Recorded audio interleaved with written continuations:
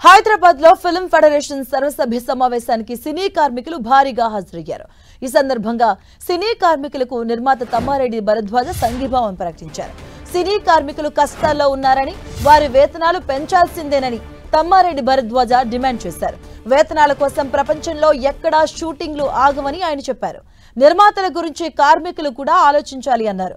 కార్మికులకు ఎలాంటి సహకారం కావాలన్నా అందిస్తానని తమ్మారెడ్డి భరద్వాజ హామీ ఇచ్చారు. ఇక కార్మికుల సమస్యలు తెలిపేందుకే ఈ సమావేశాన్ని ఏర్పాటు చేసినట్టు film federation president Vallabhaneni Anil తెలిపారు. 50 ఏళ్లలో లేని కండిషన్స్ ఇప్పుడు కార్మికులకు పెడుతున్నారని ఆయన ఆందోళన వ్యక్తం చేశారు.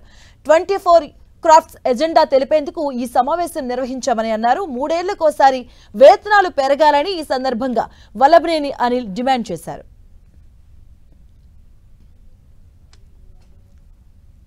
ఇప్పుడు ఇస్తున్న దాన్ని 1 MP కూడా మేము ఎక్స్ట్రా అడగం, వద్దు పెంచొద్దు వేజెస్, ఎందుకంటే మీరు కష్టాల్లో ఉన్నారు. మాకు 30 రోజులు పని ఇస్తారా?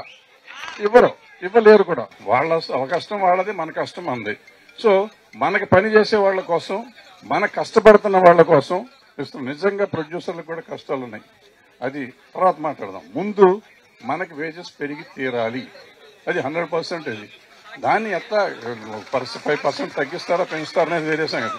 ఈ 15 రోజులు ఆపటం అనేది అన్యాయం. ఎందుకు ఆపుతున్నారు?